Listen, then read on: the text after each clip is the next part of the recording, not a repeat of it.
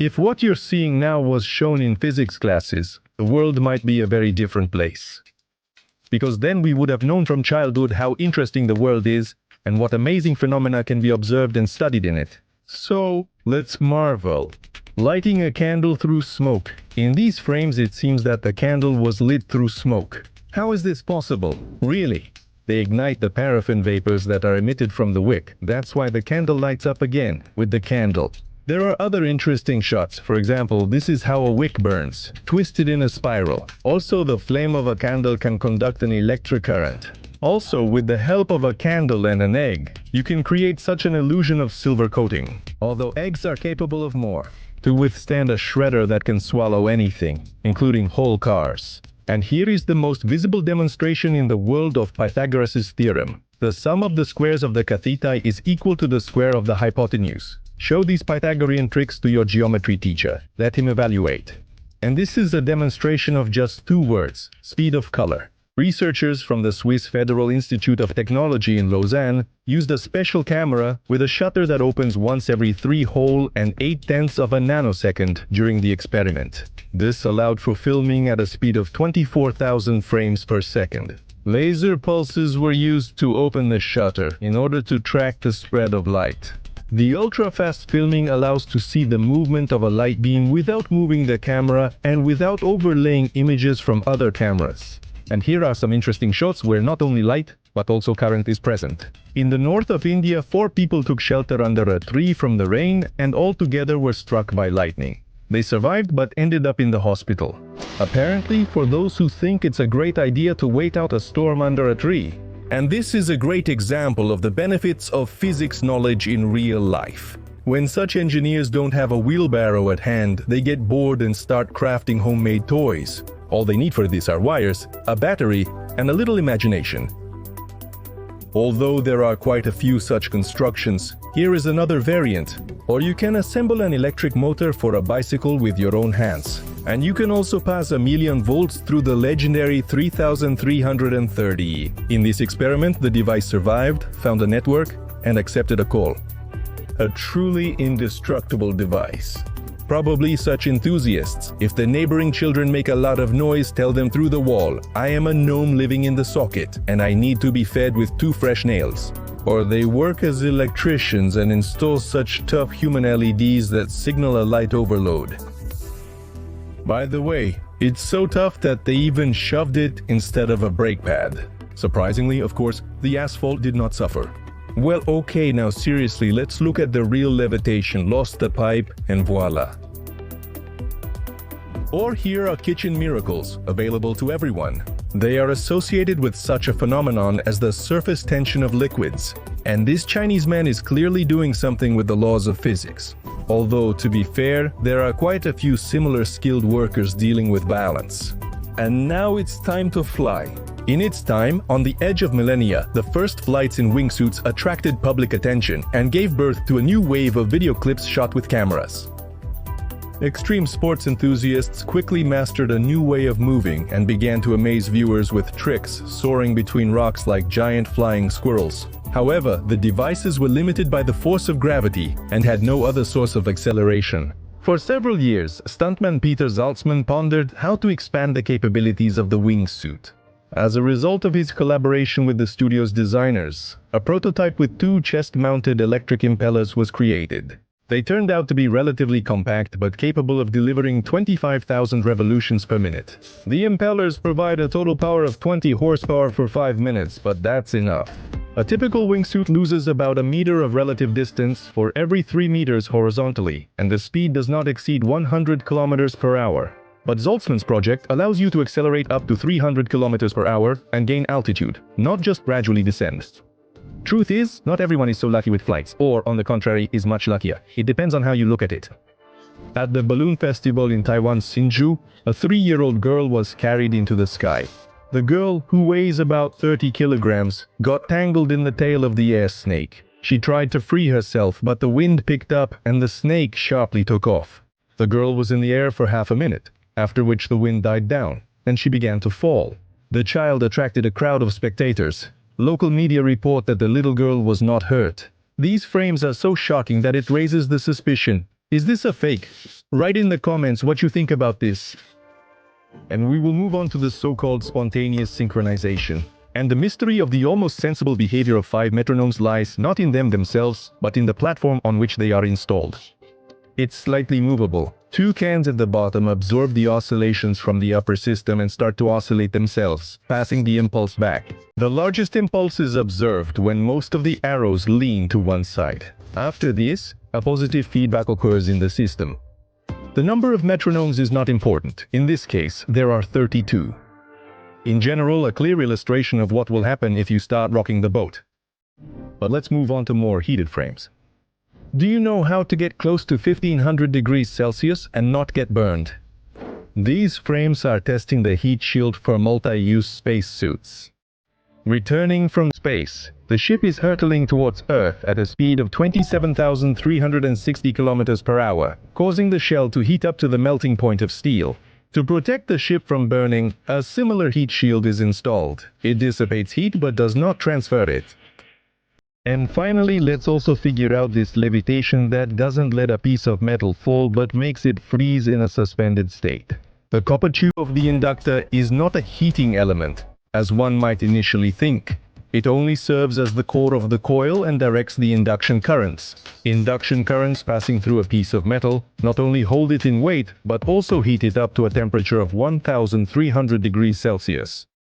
This temperature is quite enough to melt iron, aluminum, or copper. Thus, this inductor allows for the melting of metals directly in the air without any holders or melting pots. Melting without crucible contact prevents sample contamination, enabling production of ultra-pure alloy samples.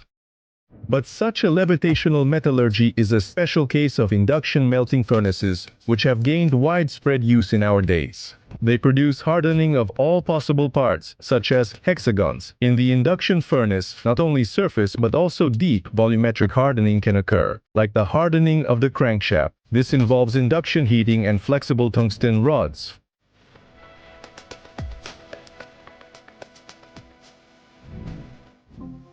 And now let's continue.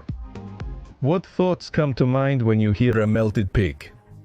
Well, at least it's hot. Someone might have even heard about medieval tortures involving it. The melting temperature of lead compared to other metals is relatively low, around 325 degrees. For example, the same aluminum melts already at 660 degrees. But can you safely dip your hand into it? Turns out you can. Just the hand. Before loading the pig, it needs to be lubricated. The water evaporates instantly and creates a safety cushion that prevents you from getting burned, just for a second. But still, these astonishing frames are possible thanks to the light and frost effect. It's what makes a water droplet skitter on a heated surface. We moved on. Chinese scientists recently managed to trick the laws of physics. They learned how to control the bounce of a falling droplet and steer it in the direction they need. The researchers applied a photosensitive anti-adhesive coating to aluminum plates, similar to what is used in the production of manhole covers, and partially exposed them to ultraviolet radiation. The areas treated with ultraviolet rays retain moisture, while the zones that are not exposed to this radiation repel it. Thanks to this, the droplet rotates in any direction, breaking all the laws of physics. The speed of its rotation is, just think, 700 revolutions per minute. Well, who would need rotating droplets?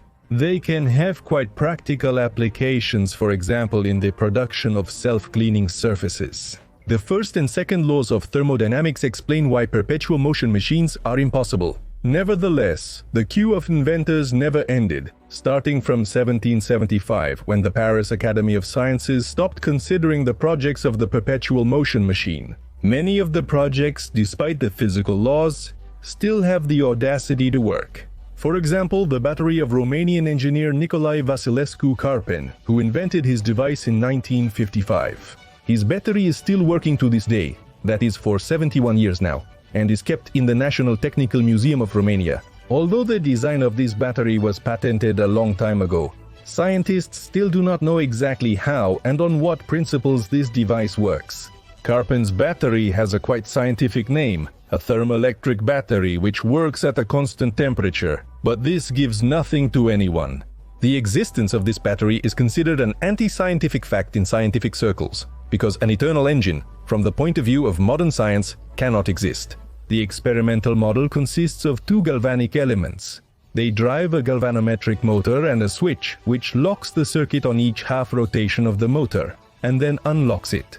The rotation time of the motor is carefully adjusted in such a way that it is sufficient for the galvanic element to fully recharge, changing its polarity in the process. According to the inventor's idea, the task of the motor and the plate was only to demonstrate that the batteries continue to constantly generate electricity. The motor and the plate are no longer needed for anything. Scientists from the Argonne National Laboratory in Illinois have created another unique technology that breaks the laws of physics. It allows solid objects to be turned into dust. Researchers took zinc cyanide, which is used in the galvanization of metals, and placed it in a capsule with diamond anvils. Then they applied a pressure from 9 to 18,000 atmospheres.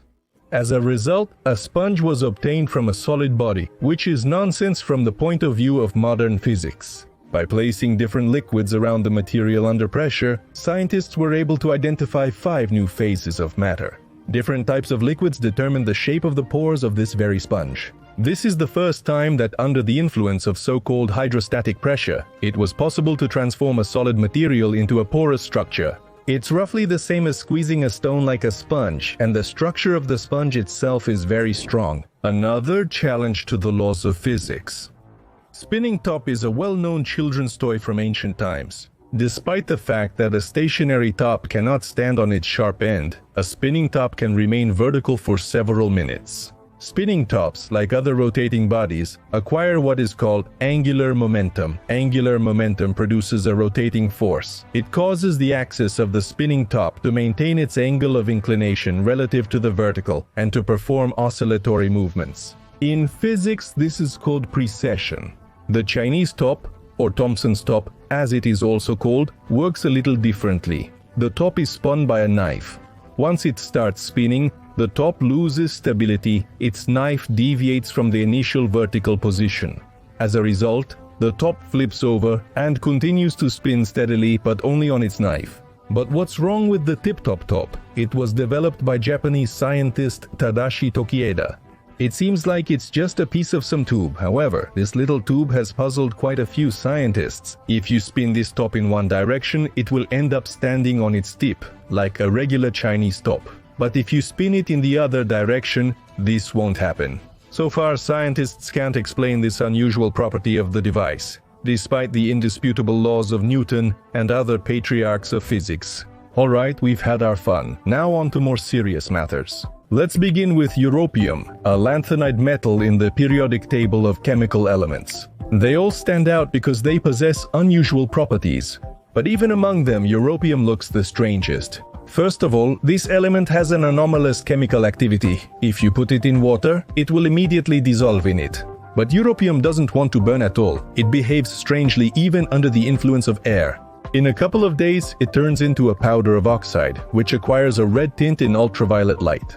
Thanks to this, it is used in glowing powders, phosphors. Its particles are also added to luminescent paints on euro banknotes. And precisely because of Europe, the screen of your monitor has a saturated red color. The next material with absolutely unique properties is pyrolytic graphite. It consists of multiple layers of graphene substance, about which we detailed in the previous issue. But pyrolytic graphite has completely different properties. It's an ideal diamagnetic, meaning it repels a magnet stronger than any other material. No matter which pole is turned towards it, in front of you is a block of 9 magnets, attached to each other in a certain sequence. And above this block hovers a plate of pyrolytic graphite. Of course, the levitation effect is achieved if the weight of the graphite is small, but if you take a larger magnet, everything will work out with a heavier piece of graphite. There is another unusual property of pyrolytic graphite. It is the best heat conductor of all known.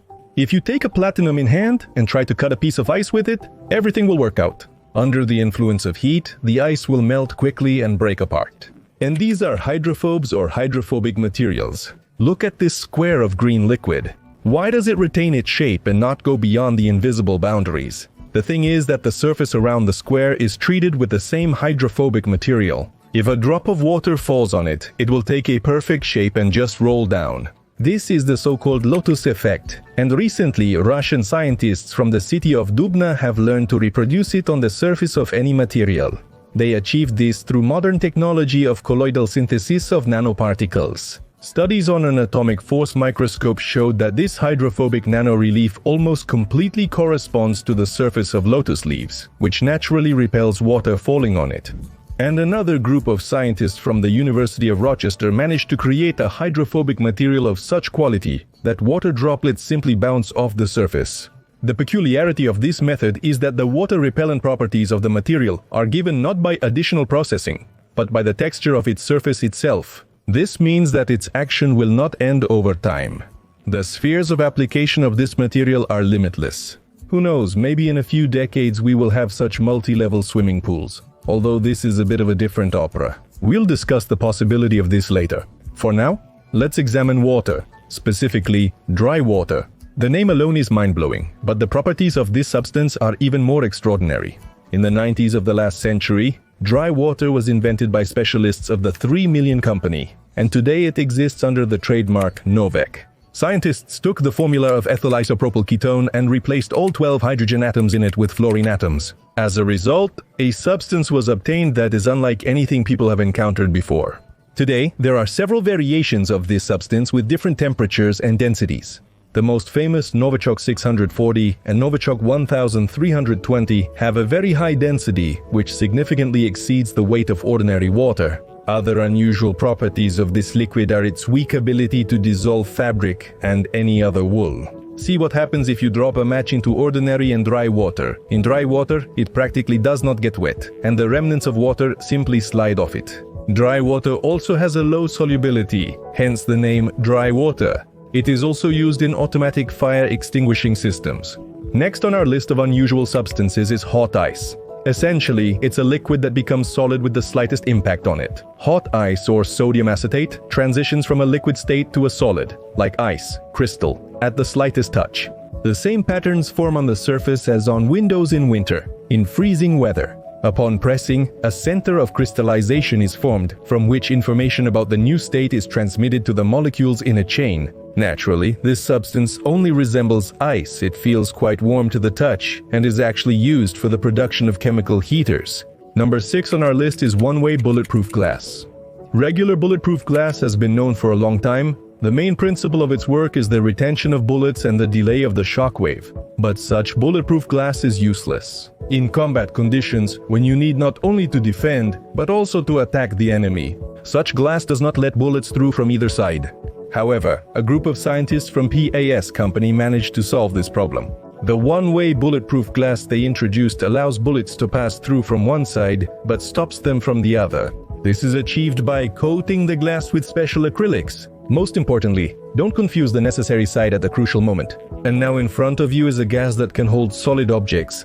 This is sulfur hexafluoride. If you fill a closed container with it, it will settle at the bottom because it is heavier than air. And if you place a small object on top, for example, a foil boat, it will comfortably hold it on its surface. And if you scoop out the gas, the boat will sink to the bottom. Another property of this gas is its ability to lower the frequency of any sound passing through it. And if you inhale a little bit of sulfur hexafluoride, you will sound like Darth Vader.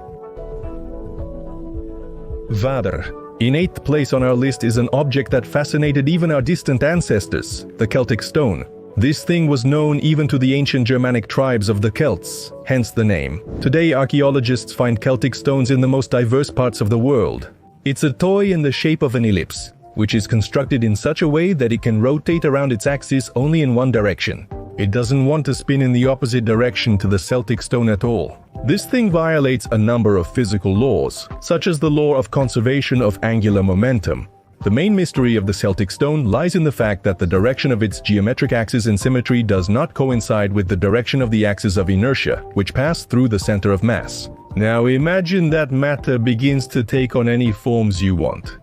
We are already familiar with 3D printing when the printer produces what we need according to the given parameters. Printing allows creating objects that change their form or structure under the influence of water, high temperature, light, or other factors. What will happen to a thin strip of wood if it is moistened on one side? It will start to deform, but these deformations are unpredictable.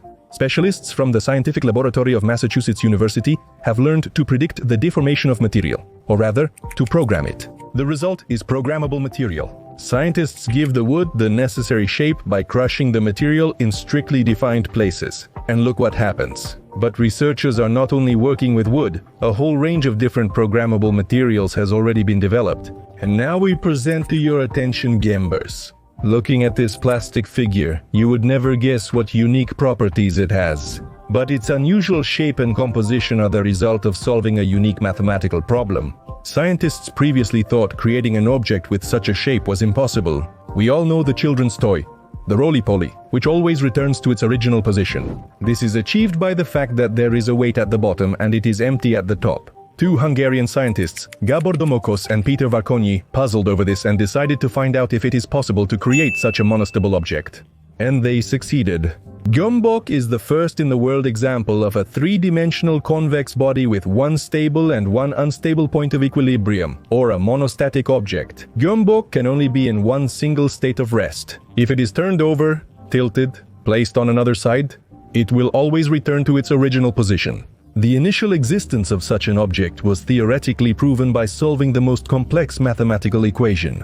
It took 10 years and a huge number of experiments to solve it. The creators received numerous awards for solving this problem and creating pepelats. Now for a few bonuses. Remember, in the last issue there was about the supercooled rubidium? Actually, it's not a joke. Researchers have achieved behavior from rubidium atoms with a negative effective mass. This means that these atoms, when acted upon, did not fly in the direction of this action. In the conditions of the experiment, they behaved as if they were flying into an invisible wall every time they approached the boundaries of a very small volume area. The corresponding article was published in the negative. Scientists refer to the behavior of holes in semiconductors, which all modern electronics users encounter, as an effective mass. In general, as the rubidium atoms moved in the direction opposite to the vector of the force applied to them. Media around the world have been disturbed by the creation of a substance with negative mass, dropping the word effective. Imagine two masses placed next to each other.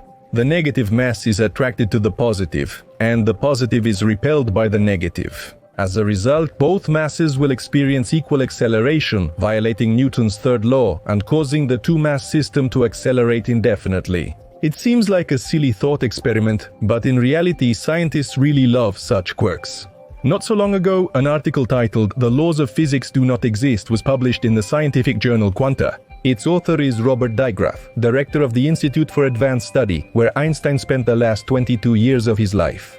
Dr. Dijkgraaf writes about the dauntingly complex labyrinth of possibilities in an almost infinite network, with weak interconnections, composed of alternative versions of reality. Dr. Dijkgraaf writes, "If our world is just one of many, what do we do with the others?" The view of modern physics on the universe is the complete opposite of Einstein's concept of a single cosmos. In his article, Robert Dijkgraaf writes about string theory. This theory led to a maze of mathematical solutions in the order of 10 to the power of 500, with each solution representing a potential universe. One of these is ours, but it's not exact. But why did scientists need such mathematical twists? The discovery of the mysterious force of dark energy, which accelerates the expansion of the universe, pushing galaxies away from each other at an ever-increasing speed.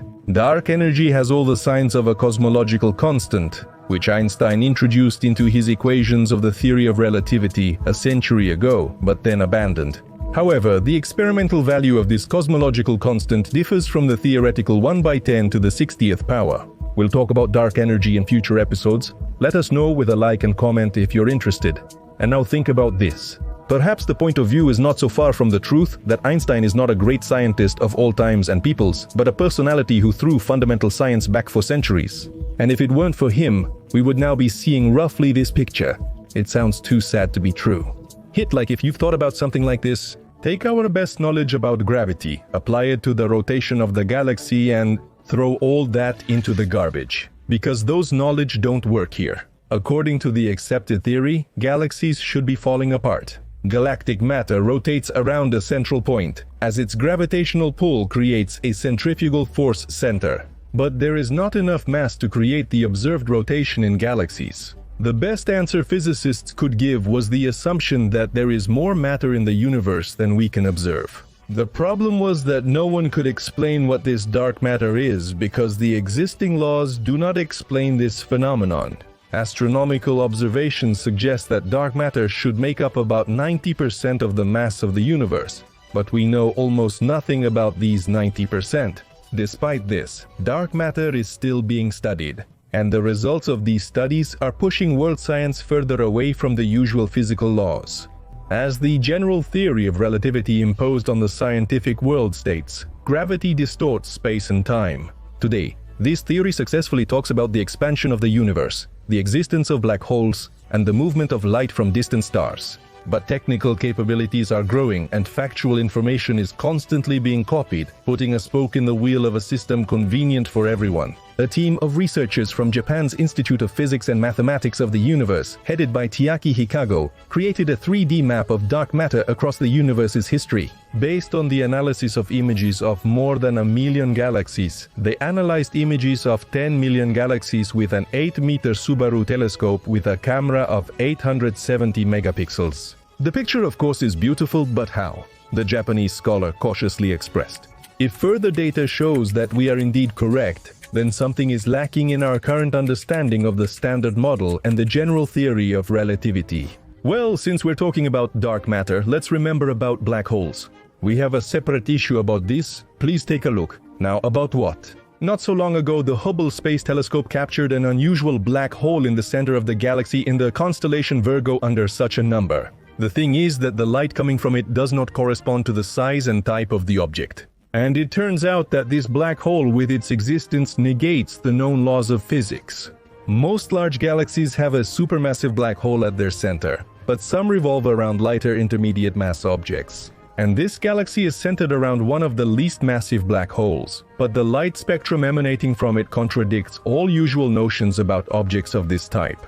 The scientists' calculations generally don't match, causing them slight panic. At this rate, more and more facts, even from the most academic scientists, are accumulating in such a quantity that holding on to the generally accepted Einsteinian paradigm is becoming increasingly difficult and complex. By the way, about Einstein too, we recommend watching our previous episode. It seems the academic top will soon have to admit that what has been working and was so beneficial for decades has long been broken, and it's time to stop fooling people's heads. But now physicists, it turns out, have quite a few ways to keep an object in the air without mechanical support. Let's take a look at them. It would seem very easy to counteract gravity with magnetism, but in reality, creating a stable equilibrium is not so simple. Earnshaw's theorem forbids static paramagnets and diamagnets from producing stable levitation without additional conditions. A slight rotation of two fixed magnets will result in them turning towards each other with opposite poles.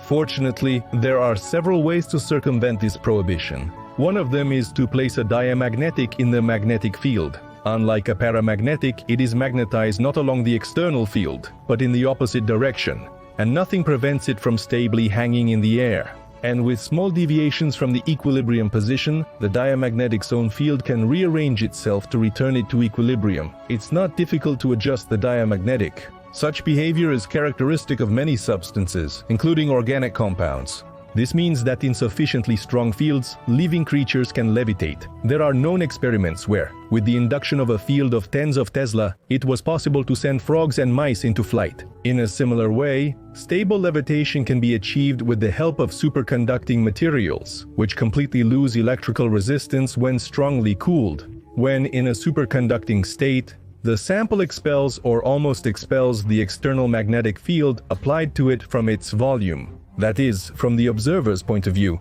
it behaves like an ideal diamagnet, which not only slightly magnetizes in the opposite field direction, but as if it becomes an opposite magnet of the same strength. Thanks to this, superconductors compared to real diamagnets require on average less strong fields for levitation. As a fee for such convenience, however, it is necessary to cool the material to temperatures close to absolute zero in order to bring it into a superconducting state. And this, remember, is minus 273.15 degrees Celsius. Another way to create stable levitation is to use non-static magnetic fields, which are not subject to Earnshaw's theorem. For example, shown below is an invention from the 80s, a kind of magnetic yo-yo. A stationary cup-shaped magnet supports with its field a rotating magnet above it in the form of a spool. Finally, levitation can be stabilized with the help of feedback, that is, by tracking where the object is and adjusting the magnitude of the magnetic field so that it constantly supports the body trying to slip off it. This method is used by maglev trains on a magnetic cushion. Maglevs do not touch the rails, but levitate above them, and therefore they are the fastest form of public transport. They are only slowed down by air resistance. In 2015, the Japanese maglev set a record speed of over 600 km per hour during testing, and the projected maglevs in vacuum tunnels will likely move much faster, covering up to 6,000 km per hour. In the summer of 17, a German company demonstrated the multi-lift, which works on the same principle as the maglevs. That is, it levitates. Such a lift is capable of moving not only vertically but also horizontally. And that means you can develop non-linear shafts in which cabins bypass each other and move between different parts of the building, increasing the system's throughput. Another way to achieve levitation is to use light pressure. In the year 1986, American physicist Arthur Ashkin, along with colleagues, demonstrated the operation of what is called an optical tweezer. If you try to work with objects of the microworld, cells, proteins, molecules, and even smaller particles, using a regular tweezer, such an attempt will hardly end in success. The mechanical tool is too coarse for this and will only destroy the system under study. The scientist figured out to replace the mechanical arms with an intense laser beam, which, with the help of light pressure, holds microscopic particles without damaging their internal structure. To ensure the levitation of an object in such a tweezer, the laser beam is focused through the microscope objective. As a result, a waste of narrowing appears in the beam, where the intensity sharply increases from the edges of the beam to its center. Ashkin's development played a crucial role in the study of many biological processes, particularly molecular machines, for which the Nobel Prize in Chemistry was awarded in 2016, including with the help of optical tweezers. Scientists, like a kinesin molecule, walk on the surface of a sample. This is the same picture that is captioned in social networks as "this is what happiness looks like." The myosin protein molecule walks along the active thread, dragging a ball of endorphin into the inner part of the dark shell of the brain, responsible for happiness. But as you've grasped, it's not like that. It's not myosin, it's kinesin. And not a long actin, but along tubulin microtubes, and not an endorphin ball, but a bag with proteins from ribosome. And not in the dark core, but inside the cell. But here's what's more interesting. With the help of an optical tweezer, they even measured the force with which it can pull objects. For this, researchers attached the end of the molecule to a microscopic sphere, suspended in an optical trap, and measured how far the molecule can pull the sphere from equilibrium. And in one of the Russian projects, they developed a combined installation that combines a laser scalpel and tweezers. With the help of this installation, scientists were able to cut the shell of a zygote at early stages of division and extract the polar body with tweezers, the study of which allows to judge the condition of the embryo, in particular, about genetic deviations. And American scientists have learned to create three-dimensional color holograms by illuminating a small particle, which they moved with an optical tweezer at a speed of almost 2 meters per second. Thanks to the inertia of human vision, the light trail merged into a single color image. With the help of the constructed installation, the authors of the article managed to play a three-dimensional video recording at a frequency of about 13 frames per second. Each frame in this case consisted of more than 16,000 color points, and the flicker of the image was practically imperceptible to the naked eye. Also, the scientists obtained more complex images by increasing the exposure time to a minute. Another type of levitation is acoustic, when coherent acoustic waves with a constant phase difference overlap each other. It is possible to form a standing wave of such a state of oscillation, in which areas of minimal and maximum amplitude do not move, and the wave literally freezes in space. Thus, static areas of increased and decreased pressure are formed. This can be used for levitation by placing an object in the area of minimum pressure that does not exceed the length of the wave. The increased pressure around will keep it from falling and stabilize relatively small shifts to the sides. By gently changing the phase and amplitude of sound waves, you can change the position and depth of acoustic pits, and in this way, make objects not just hang in the air, but move in space. So in January of this year, Japanese engineers showed a device in which an air ball controlled by ultrasonic emitters became an input-output interface. Experimenters are now continuing to grapple with the technical limitations of acoustic levitation. A couple of years ago, British engineers taught their device to overcome obstacles by placing a structured plastic in front of the emitters with the size of half and about the wavelength. Because of this, the phase of each wave changes so that when they are superimposed on each other, the resulting sound field bends around the area near the emitters. And not long before this, other British researchers made an object larger than the wavelength levitate. For this, they placed 92 ultrasonic transducers on the surface of a spherical sector, and with their help, instead of the usual standing wave, they created a set of sound vortices in the air of the opposite direction. Such a configuration of the sound field was able to hold a polystyrene ball with a diameter of 1 6/10 centimeters, almost twice the wavelength. Finally, in the spring of 2020, British engineers organized the control of levitation with hand movements. Information about its position was read by an infrared sensor and transmitted to ultrasonic array emitters. In response, the latter regulated the emitted waves and moved the floating ball following the direction indicated by the finger. For demonstration, the researchers presented a prototype of a game machine that requires the player to guide the ball through rings. Not only airborne oscillations can be used for levitation, but also vibrations of solid objects. In a similar way, you can make a layer of viscous liquid levitate over a layer of air. If the support on which the vessel is located is quickly swung, the resulting vibrational forces interfere with the formation of droplets on the lower surface of the liquid, and it stops flowing downwards under the action of gravity. In September of 2020, French physicists have found that in this way it is possible not only to make the liquid evaporate into the air, but also to use its lower surface for floating just as well as the upper one. And they sent small boats on a cruise on the other side of the water.